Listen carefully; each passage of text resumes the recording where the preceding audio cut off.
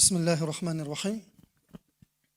Ahmadullah Rabbil Alamin. Usalli salatan wa salaman ala al-habibil amin. Muhammad Mustafa sallallahu aleyhi ve ala alihi ve ashabihi ecmain. Amma ba'd, assalamu aleykum wa rahmatullahi wa barakatuh. Баршаңызға қасиетті жұма құтты берекелі болсын, қайырлы кеш болсын. Қонақ қылып шақырғандарыңызға көп-көп рахмет ұстаз, Алла берекет берсін. Енді біздің тақырыпқа оралайық, бірден уақытты көп ұстамайық. Алла елшісінің жанындағы жастар деген тақырып бізге берілген. Енді жастар деген кезде әркімнің ойына әртүрлі нәрселер келеді. Біреулер жастар деген кәдімгідей жап-жас кішкентай бала деп ойлайды, біреулер орта жас деп ойлайды, біреулер тағы бірдеңелерді ойлайды. Әркімнің ойында жас деген кезде әртүрлі мағыналар бар. Біріккен ұлттар ұйымы, мысалға, Біріккен ұлттар ұйымында жастар деген кімдер деген кезде кәмелетке толған адамдар дейді. Яғни 18 жасқа толған адамдар, төлқұжаты бар адамдарды жастар деп айтады дейді. Бізде шариғатта не деп айтады жастарды? Шариғатта жастарды кімдер жастар білесіздер ма? Дұрыс айтады. Балиғатқа толған адамдарды жастар деп бастайды бізде. Мүкәлләф дейді ғой, яғни оған намаз, ораза, парыз етілген адамдарды біз жастар деп айтамыз. Ал енді жас мөлшерінің тоқтауына келетін болсақ, жастар деген басы балиғаттан басталатын болса, соңы қаққа жетеді дейді? 35-40 жасқа дейінгі деп басым ғұламаларымыз осылай көзқарасты айтқан. 35-40 жасқа дейінгі аралық балиғатқа толғаннан бастап бұл жастық шақ деп аталады екен. Енді қазір заман білесіздер, үлкен фитналардың заманы, бүліктердің заманы, соның ішінде имани сынақтың заманы. Әркім жастық шағын әртүрлі қылып өткізіп жатыр. Біреулер әшейін азаннан қара кешке дейін компьютердің астында өткізіп жатыр. Біреулер бір күнәлі істерді жасаумен өткізіп жатыр. Біреулер бір арам етілген нәрселерді сатумен, тасымалдаумен өткізіп жатыр. Біреулер сіздер сияқты жастық шағының бір бөлігін іліммен өткізіп жатыр, ал біреулер бұны түрмеде өткізіп жатыр. Көрдіңіздер ме? Әркім өзінің жастық шағын әр жерде өткізіп жатыр, әр қалай өткізіп жатыр. Бірақ енді Құдай тағала мына жерде көп студенттер ғой, енді Аллаға шүкір, оның ішінде ислам ілімін алып жатқан студенттер. Алла тағала сіздерді осы жолға таңдағанына негізі көп Аллаға шүкірлік етсеңіздер жарасады. Құдай тағала сізді басқа бір жерге, басқа бір нәрсемен айналыстыратын адам қылып қоя салады негізінде. Бірақ Алла сізге бір жақсылықты қалады. Көрдіңіз бе? Сондықтан Абдулла ибн Масудтың сөзін біз әрқашан өмірлік формула ретінде ұстаймыз.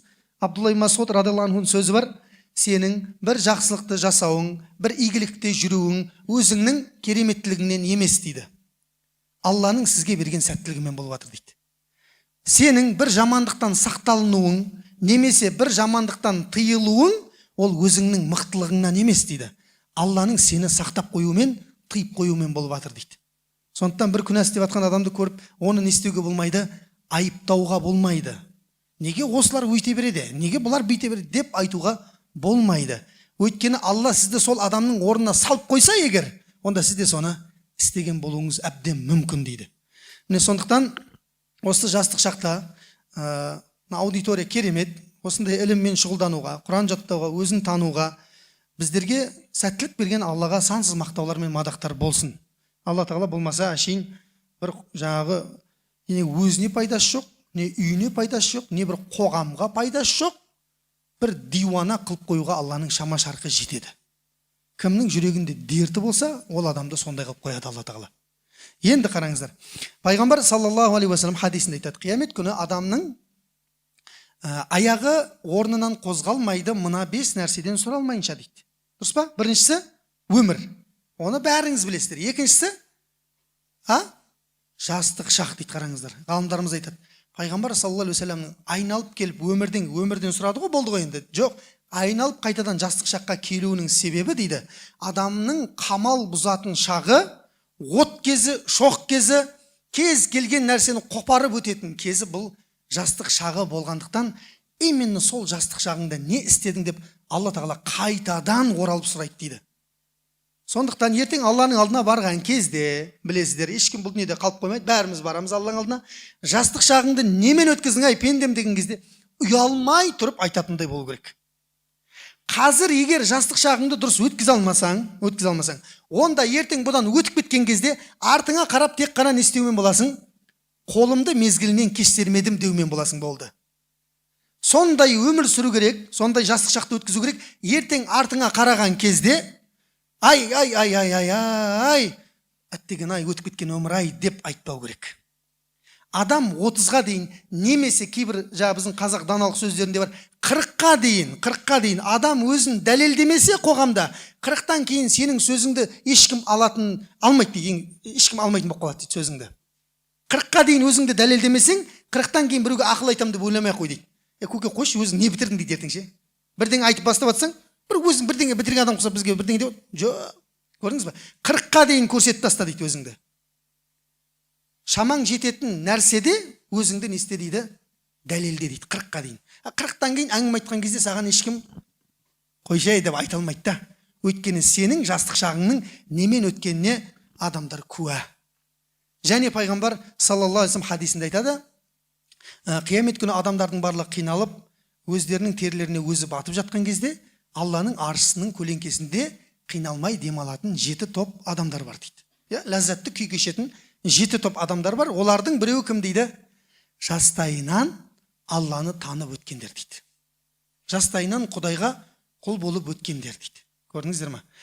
Жастайынан деген сөзі балиғатқа толғаннан бері Аллаға құлшылық қылумен өткізген өмірін сондай кісі, бұл не? Алланың аршысының көлеңкесінде жастық шағын жұрттар күнәмен, өзін қиратумен, өз-өзіне зұлымдық жасаумен өткізіп жатқан кезде сіз қаншама қиын болса да өз нәпсіңді өзің тежеп, жастық шағыңды кімге өткіздің? Аллаға құл болуға өткіздің. Айналаң не істеп жатыр сені? Айналаң сенің бүкіл ластықта. Айналаң азғырушы адамдарда. Айналаң азғырушы жындарда. Ананың күнәсін көресің, мынаның сторисін көресің, ананың өмірін көресің. Сенде не істейді шайтан?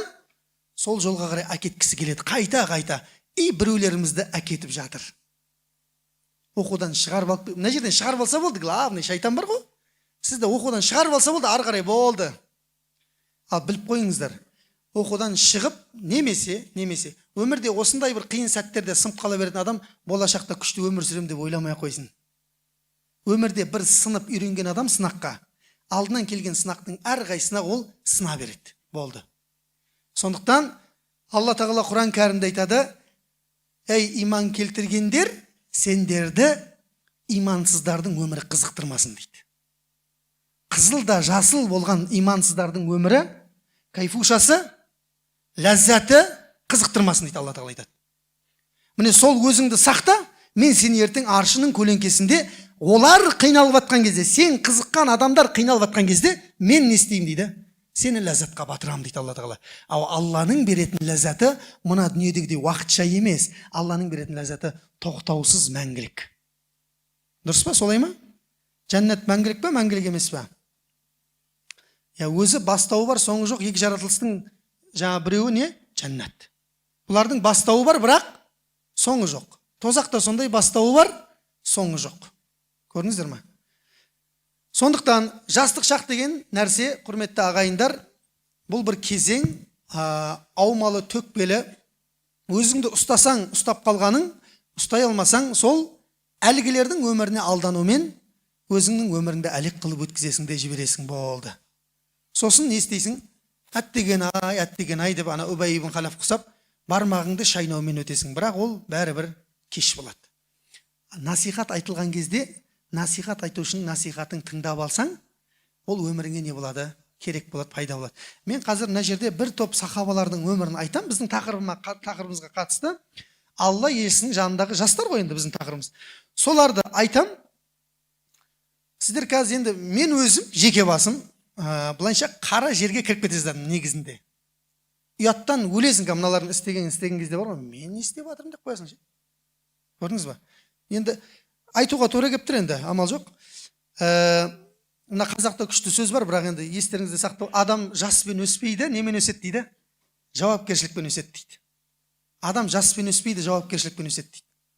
Балаға бала күннен жауапкершілікті артып үйретпесең, жауапсыз кеткен бала тұсаусыз кеткен ат сияқты болады.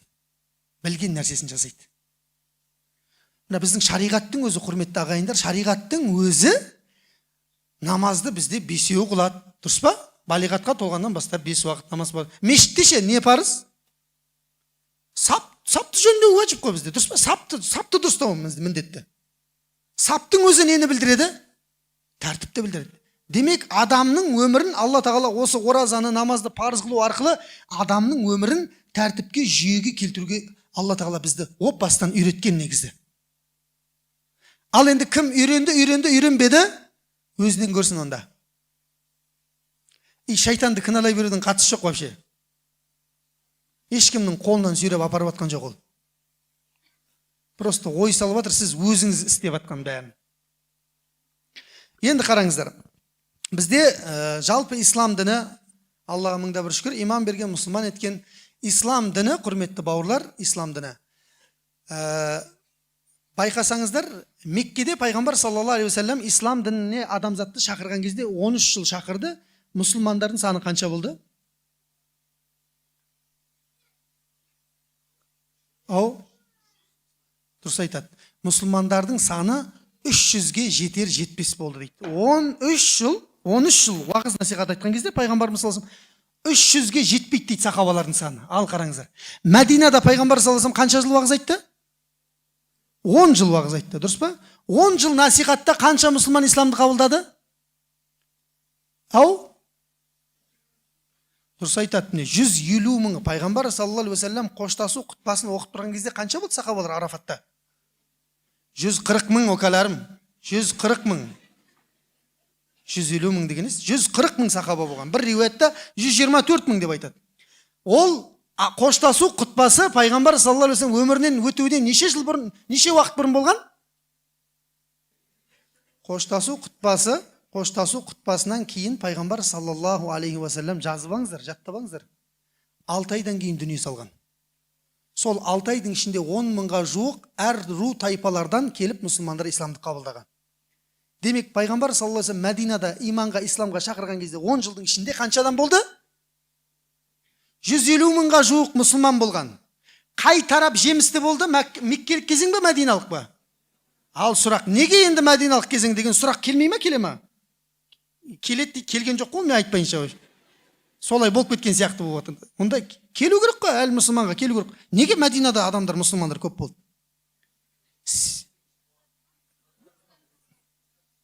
Дұрыс айтады. Міне қараңыздар. Себебі ағайындар, біліп алыңыздар. Меккеде пайғамбар саллаллаху алейхи вассалам адамзатты иманға шақырған кезде меккеліктердің ішінде жасы үлкендері көп болған. Қауым солардың несінен шыға алмаған? Ығынан шыға алмаған. Үлкендер айтып жатыр, значит, үлкендер білет деп пайғамбар саллаллаху алейхи вассаламға қарсы шыққан. Дұрыс па? Мәдинада неге десеңіздер, себебі тура пайғамбар саллаллаху алейхи вассалам Мәдинаға хижрет етіп барудан алдын 2 жыл бұрын тарихта Буас деген шайқас болған. Яум Буас деп аталады бұл шайқас. Аус пен Хазраж деген Мәдинадағы 2 тайпа 100 жыл бойы соғысқан. Тарихта ең ұзақ соғыстың бірі Аус пен Хазраждың арасындағы шайқас. 1 ғасыр соғысқан дейді тарихшылар айтады. Ең соңғы шешуші шайқас пайғамбар саллаллаху алейхи вассалам Мәдинаға келуден 1,5 жыл бұрын біткен дейді. 2 жыл бұрын. Шамамен. Сол шайқаста, енді қызың, сол шайқаста Алла елшісін күтіп алатындай дәрежеде жастар ғана тірі қалғанда Мәдинаның үлкендерінің көбі 96%, 97% өліп қалған. Жаңағы шайқаста, екі тараптың шайқасында Мәдинаның 96-97% нелері өлген? Үлкендері өлген, жас үлкендері қайтыс болған. Мәдинаның демек 90-95% кімдер болып тұр? Жастар болып тұр. Жаңа қалып қойған 3%, қараңыздар, қалып қойған 3% бұл кім бастаған отряд? Дұрыс айтады. Мұнафықтардың көшбасшысы Абдулла ибн Убай ибн Салул бастаған отряд. Сол кісінің жанында қаумалаған шамалы адамдар болды. Бұлардың жасы үлкен болды. Бұлар ғана исламды қабылдамады. Бұларды кімдер деп атады? Алла тағала Құранда мұнафықтар деп атады. Енді түсінікті болды ма, бауырлар? Бірақ адам түсінікті, ешкім түсінбеген басқа. Ну, ладно. Демек, Мәдинада исламды исламның осындай жетістікке жетуіне себепші болған кісілер кімдер екен? Жастар екен, ағайындар. Осыны айтайын деген ғой. Сол жастардың көшін бастаған сахаба кім еді? Асғат ибн Зурара деген сахаба, машалла. 6 болып келіп исламды қабылдап, келесі жылы 80 болды. Одан кейін 200-ден астам адамды алып келген. 2-3 жылдың ішінде 300-ге жуық адамды ислам қабылдатқан Асғат ибн Зурара. Бірақ енді тағдыр жазмыштан озмыш жоқ. Пайғамбар саллаллаху алейхи Мәдинаға барған кезде азғантай уақыттың ішінде ол кісі қайтыс болады. Ары қарай өмір сүргенде мүмкін біраз нәрселерді қопарарым еді дейсің ғой, енді тау қопарарым еді деген сияқты. Ал кеттік. Демек, Мәдинадағы осы ислам дінінің жетістікке жетуіне себепші болған нәрсе бұл қоғамдағы жастардың көп болуы. Жастардың сөзді тыңдауы. Біздің де қоғамда Аллаға мыңда бір шүкір, мешіттің көбін кімдер құрайды? Жастар құрайды. Сіздер араб мемлекеттеріне барып көріңіздер. Тағы басқа біздің түркі тілдес кейбір мемлекеттерге барып көріңіздер. Мешіттің ішінде кімдер ғана? Қарттар ғана. 90-95% қарттар. Қай арабтың еліне барсаңыз да солар. Намаздың уақытында азан шақырылып жатқан кезде сондай дәрежеге жетті, қазір мұсылмандардың кальян шегіп отыратындай дәрежеге жетті. Олар өздері жылап жатыр. Мүмкін іштегі ұстаздарды айтып жатқан шығар, олар өздері жылап жатыр. Енді бұл қалай болады дейді, исламның болашағы біздің елде дейді. Шариғат оқитын адамдар, сол араб мемлекетінде көп шариғат оқитын жігіттермен сөйлесіңіздер, мектепте ұбт-дан құлап қалған балдар. Ең жоғары бал алғандар 2 мамандықты оқиды, немесе 3 мамандық. Біріншісі тип, екіншісі хандаса, үшіншісі лұғат. Медицина, инженеринг және тілдер. Ең ұбт-дан мықты бал алғандар, сенбесеңіздер міне, ұстаздар отыр, сұраңыздар. Араб елінде оқыған ұстаздар. Осы 3 мамандықты оқиды. И олар аналардан, шариғат оқитындардан өздерін жоғары санайды. Заман сондайға апарып тастады. А біздің елді қараңыздар, Аллаға шүкір біздің елде, демек Құдай қаласа біздің елдің болашағы бар. Қажу бар ма тұлпарға, талу бар ма сұңқарға? Айтшы, иман күшті оларда. Білмейді де, осында білмейді. Иман күшті оларда. Мен жастарға сенем. Өз жерін ғана жаттап алған бәрі бұл.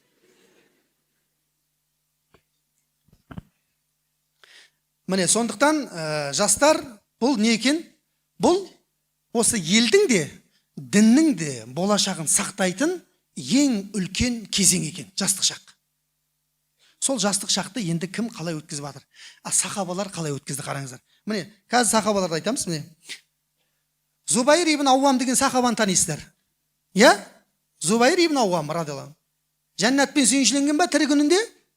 Я, тірі күнінде жәннатпен сүйіншіленген 10 сахабаның біреуі. Неше жасында исламды қабылдаған? 15 жасында исламды қабылдаған. Зубайр ибн Ауам 15. Бізге Зубайр ибн Ауам деп айтып атқан кезде бір үлкен кісі жайында айтып атқан сияқты ма? Бәріңіз сондай, мен сөйтіп ойлағам. Ойбай, бір үлкен кісі жайында айтып. 15 жасар бала екен ғой сөйтсем. Пайғамбар саллаллаху алейхи вассалам 15 жасар балаға жәннат деп жатыр. Және не дейді? Әр пайғамбардың көмекшісі бар дейді. Менің көмекшім кім? Зубайр ибн Ауам дейді пайғамбарымыз саллаллаху алейхи вассалам. Бүкіл соғыста жекпе-жекке шыққан. Алла елшісін малы менде, жаны менде, қылышы менде қорғаған, ислам тарихындағы ойып тұрып орнын алып кеткен сахаба Зубайр ибн Ауам 15 жасар жігіт болған екен. 15 жасар жігіт, құрметті бауырлар, 9 кластың баласы ғой. 9 кластың баласы. Не істеп жатыр 9 кластың баласы? PUBG-дің ішіне кіріп кеткен, шыға алмай жатыр. PlayStation-де жатыр балдар. Шаруасы жоқ сен. Әлем не болып жатыр, қоғам не болып жатыр? Сондай заман болып тұр ка. Ары қарай не? Ары қарай Талха ибн Убайдулла деген сахаба бар. Талха ибн Убайдулла исламды қабылдаған кезде қаншада болған білесіздер ме? 26-нес окам 13-те болған. Талха ибн Убайдулла 13 жасар, бір риуаятта 16 жасар деп айтқан. Пайғамбар саллаллаху алейхи вассалам мынадай сөз айтқан ол кісіге. Жер бетіндегі тірі шахидті көргің келсе Талхаға қара деп айтқан. 13 жасар балаға. Ухуд шайқасында сондай шайқасқан, мына 3 саусағы шабылып кеткен дейді тарихшылар айтады. Екі саусақпен қылышты ұстап алған дейді, қолынан қан атылып жатыр дейді. Төсіндегі жебелердің санын есептемей ақ қой дейді. Алла елшісін қорғаймын дейді. Сөйтіп қорғаған дейді. Ажалың не дейді? 40 жыл соғыс болса да ажал келмейінше өлмейді деп. Сол жерде пайғамбарымыз саллаллаху алейхи вассаламды қорғап шығады Ухуд шайқасында. Ухуд шайқасы біткеннен кейін адамдар келіп әңгіме айтып отырады ғой жаңағы. Ойбай, кеше жаңағы бүйттік, мынаяқтан келіп еді, былай не қылдым деп. Сөйтіп әңгіме айтып отырса, Абу Бәкір келіп айтады екен, қоя қойыңдар бәрің деп айтады екен да. Ухуд күні әңгіме айтпай ақ қойыңдар Ухуд жайында. Ухуд ол Талханың күні деп айтады екен да. Сондықтан пайғамбар саллаллаху алейхи вассалам Талхаға не деп айтты дейді? Талхатул хайр деп айтты дейді. Бұл анау мынау талха емес, бұл тек жақсылықтың талқасы ғой деп айтты. Әр қашан жақсылықтың басында жүретін талқа ғой деп айтты дейді. Сол талқа 13 жасар, 16 жасар бала болған екен. Енді мына жердегі бізде неше түрлі, Құдай сақтасын, неше түрлі ойда отыр екен. Не мынау батырлар соқысқан деп қайта нелерді айтып жатқан шығарсыздар. И сондай ой келеді, явны біреуге келеді ол. Мынаны ертең көретіндерге ютубтан. Әр заманның сынағы әртүрлі, бауырлар. Әр заманның сынағы әртүрлі. Біздің жау жүрек мың бала деген, білесіздер ма жау жүрек мың бала дегенді? Кім балы жау жүрек мың бала бастаған? Ойбай, соны біледі екен айтты. Оны да кинодан көріп біліп отырсыздар ғой айтпесе. Сартай батыр нешеде болған? 13-14 жасар жігіт болған дейді ал. Дұрыс па? 13-14 жасар жігіт мысалға да. Неге ондай 13-14 жасар жігіт қылыш көтеріп елін қорғап жүр, а? Заман соны талап етті, бауырлар. Көрдіңіз ба? Заман соны 4 жасынан бастап, 3 жасынан бастап атқа қонды олар. Заман солай пісірді адамдарды. Міне, мынау да сондай. Жаугершілік заман болып тұр. Жігіттер не істеп жатыр? Ертерек атқа қонуға тура келіп жатыр. Ертерек атқа қонуға тура келіп жатыр. Сол үшін айтып жатырмын мен сахабаларды. Қазіргі заманмен ұштастыратын болсақ, қазір мына қылыш көтеретін заман ба? Қылышыңды көтере алмайсың қазір. Автоматты да көтермей ақ айналайын. Біліммен қиратасың бәрін. Білім, әлемде кім білімді? Сол остырғанда әлемді не істеп тұр? Оңға, солға жүргізіп жатыр. Кімдер? Қылыш көтеріп жүргендер ме? Автомат көтеріп жүргендер? Білімділер. Бүкіл дүние Илон Масктың аузына қарап отыр ма? Қарап отыр. Бүкіл дүние жаңа кімнің қалып, жаңа кім еді анау? Facebook нелері, WhatsApp-тың. Ане соларды білет.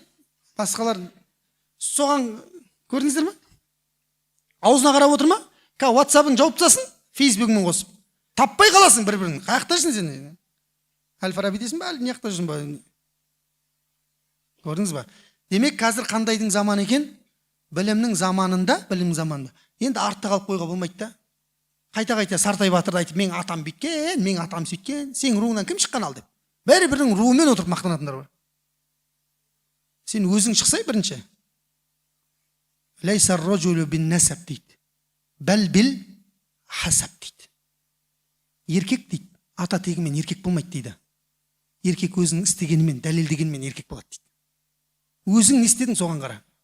Дұрыс, атаң істеп кетті, әңгіме жоқ кезінде, енді сен не істеп жатсың соған қара дейді. Көрдіңіздер ма? Кеттік ал. Бұл кім еді? Жаңа неге ана сахабаларды айтып жатсыздар деген сұраққа жауап беріп кетіп жатырмын. Заманы сондай болғандықтан оларға ерте сеюге тура келді. Үшінші біздің сахабамыз бұл Фидака аби ва уммия Саад дейді. Ай, машалла. Саад ибн Аби Ваққас деген сахаба. Неше жасында исламды қабылдаған? 17. Дұрыс. Тірі күнінде жәннатпен сүйіншіленген сахабаның біреуі. Мына мен айтып кетқандардың бәрі байқап жатсыздар ма, кімдер?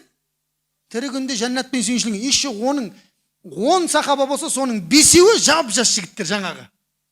Ана қараңыздар. Саад ибн Аби Ваққас 17 жасында исламды қабылдаған. О кісіге қаншама аяттар түскен Құранда. Анасы қасқа исламнан бас тартпасаң мен аштан өлемін деген анасы. Анашым, дым ренжімеңіз дейді. Мен бұдан бас тарта алмаймын дейді. Сөйтіп 2-3 күн тамақ жемей, соңында қиналып мамасы амал жоқ не істейді? Тамақ жейді, баласын қайтпайтын біледі. Сонда Алла тағала Құранда аят түсіреді. Не дейді аятта? Әке шешелеріңе жақсылық жасаңдар, бірақ қашан олар Аллаға қарсы қойса, ол екеуіне бағынбаңдар дейді. Бойсынбаңдар дейді. Яғни парыз амалда Мен мұсылман болам десе, болмайсың, кәпір боласың десе, бойсынмайды. Дәл осылай міне Саад ибн Аби Уаққастың өмірінде сондай оқиға болды. Енді бұл кісі жалғыз түйір адамға пайғамбарымыз саллаллаху алейхи вассалам осы сөзді айтқан дейді. Фидака аби ва умми. Әке шешем сенің жолыңда құрбан болсын, ей Саад деп жалғыз түйір адамға айтқан екен. Осы Саадқа айтқан екен. Бұл біріншісі. Екіншісі жәннатпен сүйіншіленген. Кетті ма? Үшіншісі не істеген? Дұрыс айтады. Әлемдегі ең ұлы империя, екі империяның бірі, Парсы империясы Саад ибн Аби Уаққастың қолымен тарихтан жоғалған. Отқа табынушылықты құртқан кісі кім? Саад ибн Аби Уаққас, адамдардың ақидасын жөндеген кісі. Қадисия деген шайқас бар. Сол шайқаста ойсырата Парсы империясын жеңген, сол жерде қолбасшылық танытқан кісі кім болған? Саад ибн Аби Уаққас болған. Басы да қатты істейтін болған. Қылышы да қатты жұмыс істейтін болған. Өзі де не болған? Жау жүрек болған екен. Даналығы туралы әңгіме айтпай қоя сал дейді. Сондай кісі болған дейді. Ал кеттік ары қарай. Келесі біздің жаңа пайғамбар жанындағы жастардың біреуі, бұл ең жасының бірі, бұл Али ибн Абу Талиб. Бәріміз білетін Али ибн Абу Талиб исламды қабылдаған кезде жасы 10-да болған. 10 жасар бала, қарасаңызшы, қызық. Пайғамбар саллаллаху алейхи оған ислам туралы айтқан кезде, Хадиша анамыздан кейін Алиге айтады пайғамбарымыз саллаллаху алейхи. Сонда ислам туралы әңгіме айтқан кезде Али радиаллаху анху бірден исламды қабылдап кетті ма? Неше күн жатты? Қой, бір-ақ түн жатқан, 4-5 күн деп қояды. Бір-ақ түн жатқан болды. Бір түн пайғамбарымыз айтқаннан кейін ойланған. Қараңыз, 10 жасар бала Алла жайында, ақырет жайында, жәннат жайында, тозақ жайында не істеп жатыр? Ойланып жатыр. 10 жасар бала. 10 жасар бала нешінші класс? 3-ші класс қазір. 4-ші класс ары кетсе. 5 ба? Қой, 4-ші класс. Сен шығар 5 жасыңнан барған.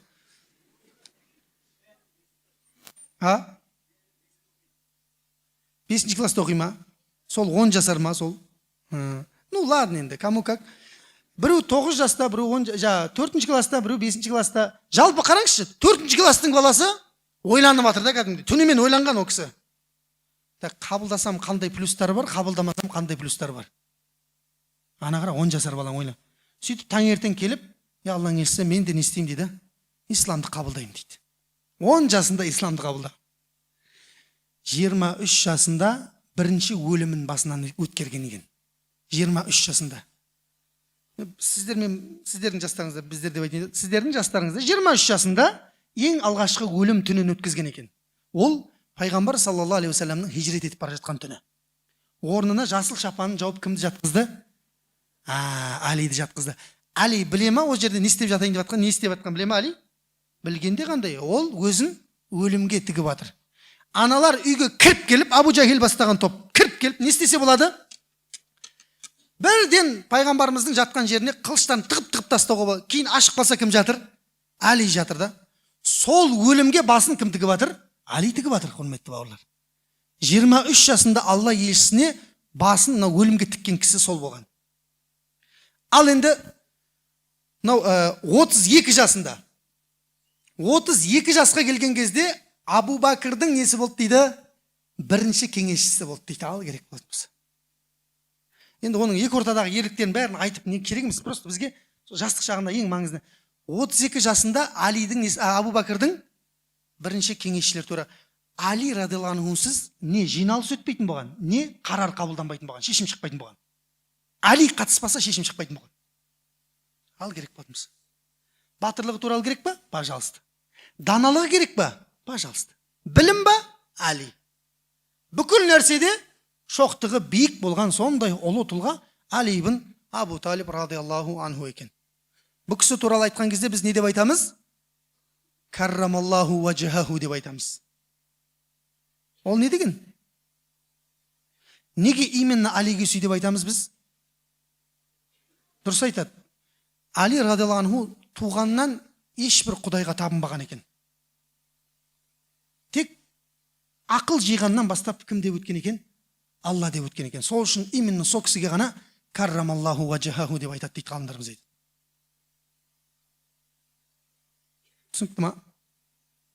Кеттік. Алиден кейінгі тағы бір сахабамыз бар. Бұл Зайд ибн Сәбит деген сахаба. Зайд ибн Сәбит радиаллаху анху бұл 13 жасар сахаба, исламды қабылдаған кезінде. Қызық. Анасы әкеп тұр дейді, Бәдір шайқасы болатын кезде, хижреттің 2-ші жылында, Бәдір шайқасы. Мынау кеп тұр Зайд ибн Сәбит радиаллаху анху, 13 жасар бала, қылышын көтеріп кеп тұр дейді да, қылышы өзінің бойынан ұзын дейді. Пайғамбарымыздың жанына кеп тұр дейді. Жерге қылышы сүйретіліп кеп, мен де барайын деп едім деп айтады дейді. Сонда пайғамбар саллаллаху алейхи уассалам, сен әлі керексің бізге дейді. Саған әлі ерте дейді. Сонда анасы айтады, я Алланың елшісі, бұл енді мен бұл баланы сенің жолыңа арнап едім дейді. Дұрыс дейді. Бірақ бұл бала бізге керек дейді. Біз ертең барып керек дейді. Әуел Алла аман есен керек, менің саған жүктейтін арнайы тапсырмам бар дейді. Қарасаң. 13 жасар балаға айтып жатыр. Арнайы саған тапсырмам бар дейді. Зайд ибн Сәбитке радиаллаху анху. Сонда Зайд ибн Сәбит мынау барамен қалмайын деп жылады. Жоқ. Болды Алланың елшісі деп айтыр дейді. Сосын анасы айтады дейді, Алланың елшісі, бұл еще 17 сүре жаттап алған деп айтады дейді. 17 сүре. Сосын пайғамбар саллаллаху алейхи вассалам не деп айтты дейді? Қане оқыш деп айтты дейді. Ананың Құран оқығанын көрген кезде пайғамбар саллаллаху алейхи вассалам бір нәрсені сезді дейді. Сөйтті де, былайша айтқанда бір птичка қойып кетті ана кісіге. Жаңағы жап-жас балаға птичка қойып кетті да. Бәдір шайқасына барды, аман есен келді пайғамбар саллаллаху алейхи вассалам. Сөйтіп келгеннен кейін не деп айтты дейді? Әй Зайд дейді, мен сенің зеректігіңе таң қалдым дейді. Не деген мынау зеректік дейді? Не деген зеректік? Сен маған иврит тілін үйренші дейді. Мен жауларымның алдында амандықта болайын дейді. Олар не жазып атқан, не айтып атқан мен біліп жүрейін дейді. Иврит тілі түсінікті, иә? Иә, солардың тілі. Атын айтуға қорқып қалдық. Солардың тілін 14 күнде өзге тілді үйреніп алған дейді. 14 күнде. Я Алланың елшісі дайын болып келдім деген кезде, машалла, ей Зайд, енді маған сирияни тілін үйренші деп айтты дейді. Сирияни кімнің тілі? Парсы империясының тілі. Христиандардікі қандай тіл? Латын тілі дұрыс айтады. Латын тілі ғой христиандардікі. Ол кездегі да, енді ол кездегі. Кетті ма? Тағы сол жағы сирияни тілін үйренуге 20 күндей уақыт кетті дейді. Бар жоғы 35 күннің ішінде 2 білмейтін тілді жетік меңгеріп алды дейді. 35 күнде. Ғалымдар айтады, пайғамбар саллаллаху алейхи вассалам оған тағы бір тілді үйренші деген кезде, ол тағы 10 күнде тағы бір тілді үйренетін еді дейді. Грек тілі дейсің мысалы. 1 жылға жетпей полиглот болайын деп тұрған ол. Зеректігін көрдіңіздер ме? Сондай болған. 13 жасар жігіт. Жасы 18-ге толған кезде, ал қызықты қараңыздар. Жасы 18-ге толған кезде пайғамбар саллаллаху алейхи вассалам Мәдинада бір ғана кісіге Құран жазуға рұқсат еткен дейді. Кім ол? Зайд ибн Сәбитке дейді. Басқа ешбір сахабаға Құран жазуға рұқсат етпеген пайғамбар саллаллаху алейхи вассалам. Тек қана Зайд жазады деген. Пайғамбар саллаллаху алейхи вассалам дүниеден өтіп кеткеннен кейін жасы 21 мен 23-тің арасында дейді. Абу Бәкірдің заманында үлкен шайқас болады, Ямама деген. Сол жерде 70 қари сахаба өледі, хафыз сахаба. Сөйтіп Омар келіп айтады, Абу Бәкір Құранды жинақтамасақ, бұлай қапыздар өле беретін болса, Құранды біздің кейінгілерге сақтап қала алмаймыз дейді. Енді ол үлкен әңгіме, арысы берісі, сонымен Абу Бәкір ақыры келіспей келіседі, соңында кімге жаздырамыз дейді ғой. Алла елшісінің кезінде жазған кісіге жаздырамыз дейді. Сөйтіп Абу Бәкір Зайдке тапсырма берген кезде айтқан Зайдтың мынадай сөзі бар екен. Зайд, сен Құранды бастан аяқ жазасың деген кезде, Абу Бәкір, одан да бір тауды көрсетші, сол таудың тасын тасиыншы деп айтты дейді. Бір тауды көрсетші маған. Ухудты көрсетесің ба? Хир, ана жаңағы Жабал Хир деген бар, Мәдинаның жан, сол Хир тауын көрсетесің ба? Бір тауды көрсетші, Абу Бәкір, сонымен тасиын, мынаны жазғанша дейді. Неге өйдеп айтып жатыр? Анан жазу қиын ба? Азаннан кешкенен бисмиллахир-рахманир-рахим. Соған қиналып жатыр ма ол? Ана, көрдіңіз ба? менен кейінгілер ертең мен қате жазып қалсам, полный үммет Құранды қате оқиын деп тұр ғой. Сол жауапкершіліктен қорқып тұр екен қасқа ол кісі. Көрдіңіз ба? Сол жауапкершілікті мойнына алды, өзіне берілген жұмысты кемел түрде орындады. Неше жасар жігіт? 21-23 жасар жігіт дейді. Ал керек болды. Міне осындай болған. Действительно, адамды бағана сөзім басында айтқандай, жаман ұялтады мына кісілер бар ғой. Бүйтіп қарасаң, 23 жасыма дейін не істедім деп қарасаң, бір айтатындай бірдеңе жоқ ше негізі. Өздеріңіз қарап көріңіздерші, 25-тесіздер ме, нешедесіздер? 17-те ме әлде? 18-де бар, 20-дағылар бар. Артқа бүйтіп бір қарасаң, негізі бір аса бір нәрсе істеген жоқпыз. Керісінше біз майдаланып кеттік ше. Сөз қуып кеттік, әңгіме қуып кеттік, бір болмайтын біреудің жолын қуып кеттік, атақ даңқты жақсы көріп кеттік, подписчик жинаған жақсы көріп кеттік. Соның жолында өмір сүріп жатырмыз қазір. Адамдарға өзімізді жақсы қылып көрсету жолында бар терімізді аянбай жұмсап жатырмыз. Амыналар не істеп жатыр? Бұлардың әңгімесі. Сол үшін Хасан Басридің айтқаны сол ғой. Сендер сахабаларды көретін болсаңдар, оларды жынды деп ойлайсыңдар дейді. Сондай Құдайға берілгендігіне. Сахабалар сендерді көретін болса, мыналардың исламға түк қатысы жоқ деп айтады дейді.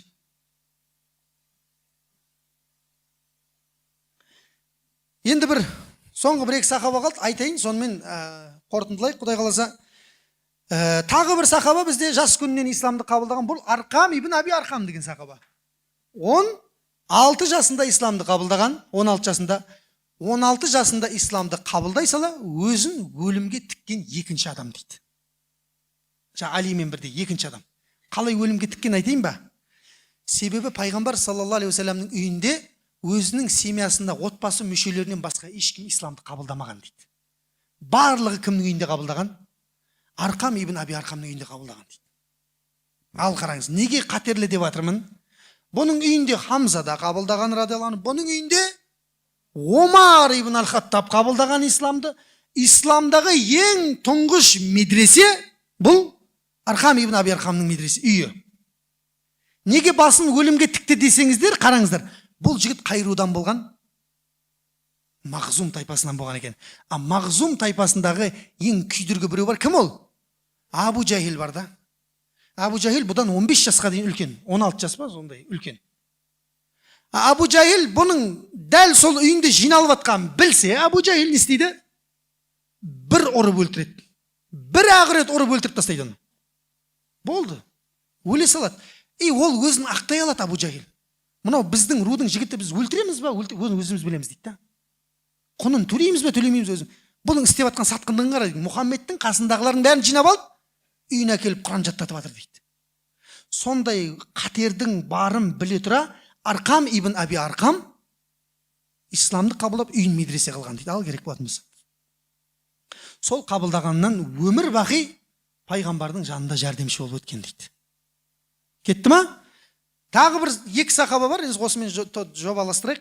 Муаз ибн Амр және Жабал емес. Муаз ибн Амр және Муауиз ибн Афра деген кісі бар. Екеуі, біреуі 13-те, біреуі 14-те болған. Бұлар қандай ерлік көрсетті десеңіздер, Бәдір шайқасында пайғамбар саллаллаху алейхи вассалам жанында кәдімгідей 1000 әскерге қарсы соғысқан, 313-тің біреуі. Сонда қараңыздар, қызығын айтайық. Екеуі Абдурахман ибн Ауф деген сахабаның жанына келіп тұр, соғыс қызып жатыр. Абдурахман көке, ана пайғамбарымызға ең көп зиян берген Абу Жахил деген қайсысы деп айтады дейді. Екеуіне қарайды да, екеуі кішкентай бала. 13-14 жасар бала. Сол екеуіне қарайды да, енді ойлайды ғой, екеуі не бітіреді деген сияқты. Бұдан да үлкендер тұр ғой. Қайсысы көке, қайсысы деп айтты дейді. Қоймадыңдар ғой, ана жігіт деп айтты дейді. Қараса Абу Жахил жайпап жатыр дейді, алдына келгеннің бәрін жайпап жатыр. Сонда Муаз атымен жанына дейін шауып барып, атының үстінен секіріп бара жатырып не істеді дейді? Жеткен жеріне ұрды дейді. Сөйтсе балтырына жеткен екен жаңағы қылшы. Абу Жахилдің бір аяғы балтырынан төмен қарай шабылып қалады. Екінші Муауиз ибн Афра келеді де, атының үстінен секіріп келіп, төсінен ұрған екен. Бірақ төсіндегі сауытынан оның не өтпеген дейді? қылыш шауып өтпеген, бірақ қансыратқан дейді да. Екеуі ұрып жаңағы құлатады да, бұл өлді деп ойлайды дейді. Екеуі бала ғой, енді қарасай, Абу Жахил өлді деп пайғамбарымызға жүгіріп кеткен дейді. Екеуі пайғамбарымыз жанына барып тұр дейді, мынау мен өлтірдім деп айтады дейді. Пайғамбар қане қылышын көрсет. Мұғаз сен өлтіріпсің деп айтады дейді. Жоқ, Аллаң мен ғой құлатқан деп айтады дейді. Ане Мұғаз, машалла сен де өлтіріпсің деп айтады дейді. Негізі екеуі де өлтірген жоқ әлі. Оны соңында кім келіп өлтірді? Абдулла ибн Масғуд өлтірді радиаллаху анху. Екеуі де өлтірген жоқ, бірақ ана екеуіне демеу беру үшін не істеп жатыр? Машалла сен деп жатыр дейді. Енді жаңағы сол жерде енді әкесінің құлап жатқанын көріп, баласы Абу Жахилдің Икрима деген жігіт болған. Бұл енді кейін исламды қабылдайды, тіліміз тимей қойсын. Икрима келіп Мұғаздың иығынан ұрған кезде қолы не істеп қалған дейді? Қолы не туда не суда болып қалған, в общем. Оң қолынан ұрған кезде иықтан ұрған дейді. Шабылмаған, қол емес, в общем. Соғысып жатса, мынау қол келіп мешат ете береді да, былай. Жартылай не болып тұр. Аяғына қолын қойды да тартып өзі жұл жіберді дейді мына қолын. Сөйтті де сол қолмен шайқасып кетті дейді. Ал Муауиз сол шайқаста шахид болып кетті. Екіншісі 14 жасары. Мына 13 жасар аман қалды, бір қолмен қалды, бірақ өмірін жалғастырды. Екіншісі қасындағы серігі қайтыс болып кетеді. Сонда екеуі Алла елшісін қорғаймыз деп жүрген кезде, о жастары 13 пен өтті. Мен 20-ға толған адам туралы әңгіме айтқан жоқпын әлі. 20-ға дейінгілерді айттым. 20-дан былай қарай айтатын болсам бар ғой, Муаз ибн Жабалдар туралы өмірден түңіліп кетеміз қазір. Міне сондықтан енді бұл надай нәрсе, жаңа ойбай, мен не істедім, өзіңді де жеуге болмайды, бірақ бағана айтқандай, осыларға қарап өзіңе не беру керек? Демеу беру керек. Осылар осындай тарихта үлкен нәрсе. Енді бір соғысты біз соғысқа шақырып жатқан жоқпыз ешкімді. Біз жаңа басыңызда айтқандай, олардың заманы сондай болды. Енді біздің заман білімнің заманы болып тұр ма? Білімнің түбін түсіріп таста. Білімнің түбін түсіріп таста. Диплом алсам болды деп диплом үшін оқыма. Диплом үшін оқысаң, дипломыңды аласың. Бірақ білімнен жұрдай боласың. Сосын әр нәрсең басын шала беруді қою керек ше. Бірсе ананы, бірсе мен Құран жаттаймын, Құранды да қатырмайды, мен арабша оқимын, арабшаны да қатырмайды. Тасташы мен қазақша кітап оқимын, соңында өзімен өзі не істейді? Қазақша кітап оқып кетеді. Анау мынау если что өзбекше кітаптардан не қыла салам деп. Саған берілген 4 жыл мүмкіншілік па? Ертең артыңа қараған кезде 4 жылыңа күшті көңілің толатындай қылып қарау керек та. Бірақ өз-өзіне көңілі толған адам тағы да дұрыс емес. Өз-өзіне көңілі толған адам дұрыс па әлде? Дұрыс емес ол. Тағаджүб деген нәрсе бар. Бұл жүректің ауруы. Құдайға шүкір, 4 жылда биттім, сөйттім деп. Ондай жоқ. Ілімге келген кезде адам қанағатсыз болу керек, аш болу керек. Имам Шафиғи 7 жасында Құранды бітірген дейді. 15 жасында ең алғашқы фатуасын берген дейді. Шафиғи мазхабының имам Мұхаммад ибн кім дейді? Әкесінің атын білмейсіздер ма? Мұхаммад ибн? Мұхаммад ибн Идрис әш-Шафиғи. Сұлтан Махмұд Торайғыров бабамыз ең алғашқы өлеңін жазған кезде неше жасында болған? 16 дұрыс айтады. 16 жасында болған. Өмірден өтіп бара жатқан кезде 27 жаста болған. Сұлтан Махмұдты танымайтын қазақ бар ма? Қараңғы қазақ көгіне өрмелеп шығып күн болам деген кісі. Демек адамның жасы шеше ма? Жасы, түрі, келбеті шешпейді. Усама ибн Заид деген сахаба болған. Есіме түсіп кетті ғой, тоқтатам деп отқан. Усама ибн Заид деген сахаба болған. Усама ибн Заид адам бір рет түріне қараған кезде бар ғой, екінші рет қарағысы келмей қалады екен ше. Вообще ысқын жоқ ше, анада бар ғой. Енді ол Алланың жаратылысы. Біреуді жаңағыдай болмысымен кінәлай алмайсың. Құдайдың жаратылысы. Сондай сахаба да қараш, не ысқын жоқ, не байлық жоқ, не тектілік жоқ. Қараңыздар. Құлдың баласы ол, Заид ибн Хариса деген сахабаның баласы. Бірақ Алла елшісі саллаллаху алейхи уассалам тарихта жалғыз ғана адаммен 12 жасар адаммен ақылдасқан дейді. Ал керек болатын болса. Усама ибн Заид бар ғой, ана Айша анамызға ойнастық жасады деп айып тағылған кезде, ойнастық жасады деп айыпталған сахабаның аты кім? Дұрыс айтады, машалла. Сафуан ибн Муаттал деген сахаба. Сол Сафуан мен Айша анамыз ойнастық жасады деген. Негізі осы кісіге бір кітап берсек болады жаңа айтқан адамға. Қайсысын аласың өзің таңдап? Та бір кітап бар еді бізде. Қалағаныңды ал. Ануар, мына үшеуін біреуін таңдас. Қайсысын алыңыз? Сол Айша анамызға ойнастық жасады деп айып тағылып атқан кезде, пайғамбарымыз саллаллаху алейхи вассалам ең бірінші кім шақырып алған дейді? Усама ибн Зайд шақырып алған дейді ғой. 12 жасар бала дейді. Усама, сен қалай ойлайсың деп айтады дейді. Мына болып атқан әрекет жайында деп айтады дейді. Сонда Усама ибн Зайд, Алланың елшісі, әліптің артын бақсақ қалай болады дейді. Бірден қазір аңғара 12 жасар бала. Алланың елшісі әліптің артын бағып көрейік дейді. Шамалы күтейік деп атады, бірден шешін шығармай тоқтай тұрайық деп. Аңғарасай, не деген әңгіме мынау деген. Шамалы действительно турасы осы айтқандай болды. Шамалы күтіп еді, не түсті? Қай сүренің? Нұр сүресінің аяттары түсті. Сөйтіп Айша анамызды қияметке дейін сондай пәк әйел екендігін Алла өзі ақтап алды. Алламен шыншыл болсаң, Алла сені ақтап алады. Адамдармен шыншыл болып Алламен қиянат жасасаң, Алла сол адамдардың алдында қиянатқа бөлейді сені дейді. Сондықтан Усама ибн Зайд, ол 12 жасында болып атқаны. Қызға 17 жасқа толған кезде пайғамбар саллаллаху алейхи вассалам әлемдегі ең ұлы 2 империяның бірі Рим империясына соғысқа жібереді. Кім қылып? Рядовой ма, қатардағы жауынгер? Қолбасшы қылып жібереді. Бүкіл жәннати сахабалар артында тұр. Бүкіл бұдан жаңағы исламдағы ең шоқтығы биік сахабалар 17 жасар баланың артында тұр ғой. Сонда енді анадай дерті бар адамдар бар ғой. Алланың елшісі, қызықсыз 17 жасар баланы қалай бізге жіберіп жатырсыз басшы қылып деп. Әлі кішкентай емес пе деп. Не, біреу пайғамбардан артық адамды танитын беді қатты? Пайғамбардан артық біреу бірдеңені біле ма жер бетінде? Онда үндеме деген сияқты әңгіме ғой енді. Пайғамбар саллаллаху алейхи вассалам айтады, сендер бұған бұрын дейді, бұның әкесіне де әңгіме айтқансыңдар дейді. Енді өзіне де әңгіме айтып жатсыңдар дейді. Біліп қойыңдар, бұның әкесі бұрын маған сүйікті болған дейді. Біз бәріміз Алла елшісін жақсы көреміз, дұрыс па? Бірақ Алла елшісі жақсы көрген бір түйір адам бар, ол кім? Зайд ибн Хариса, өзі аузымен айтқан сол. Мен бұның әкесін жақсы көрем дейді.